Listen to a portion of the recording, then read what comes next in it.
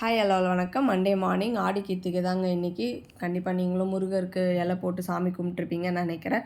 கவினுக்கு காலையிலே வந்து வாழைக்காய் வந்து ஸ்லைஸ் பண்ணி தோசைக்கல்லில் போட்டு புளி சாதத்தோடு கொடுத்து அவரை பேக் பண்ணி அனுப்பிச்சாச்சு. இன்றைக்கி நம்ம செடியிலே பூ பூத்துருக்கு. ஸோ அதே வந்து சாமிக்கு வச்சு கும்பிடலான் இருக்கோம். அதுக்கப்புறம் அப்படியே மதியம் சமையல் வெள்ளை கடகடன்னு ஆரம்பித்தாச்சு. பாயாசம் ஒரு பக்கம் ரெடி பண்ணியாச்சு. ஒரு பக்கம் பருப்பெல்லாம் வச்சு எல்லாமே ரெடி பண்ணிட்டோம்.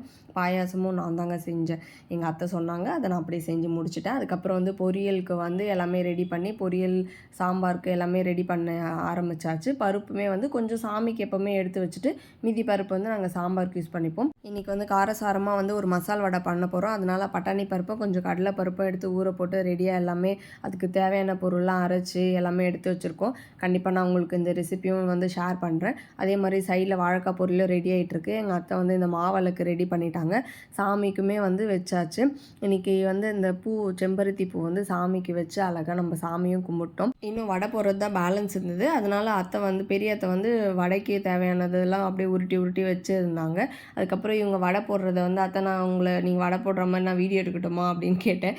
அவங்க வந்து நீ யூடியூப் சேனல் ஆரம்பிச்சுட்டு என்ன வீடியோ எடுத்து போடுவியா அப்படின்னு சொல்லிட்டு இருந்தாங்க. நாங்கள் அப்படியே கதை பேசிக்கிட்டே வடையை போட்டு முடிச்சிட்டோம்.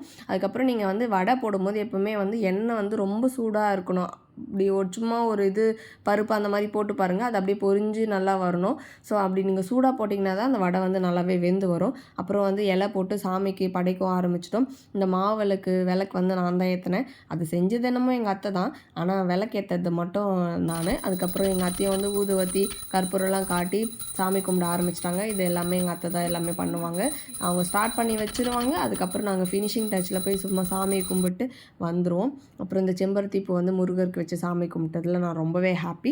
பாயாசம் எப்போவுமே வந்து கடைசியாக நம்ம சர்வ் பண்ணும்போது பால் ஊற்றி மிக்ஸ் பண்ணும்போது அந்த கெட்டியாக இல்லாமல் நம்ம குடிக்க நல்லாவே இருக்கும். இன்றைக்கி லஞ்ச் மெனு வந்து போடலங்க பொரியல், வாழைக்காய் பொரியல், பருப்பு, அதுக்கப்புறம் சாம்பார், ரசம், தயிர் தாளித்தது, கமகமன்னு ஆவி பறக்கிற ஒயிட் ரைஸ், ஃபைனல் டச்சை நம்ம காரசாரமான மசால் வடை.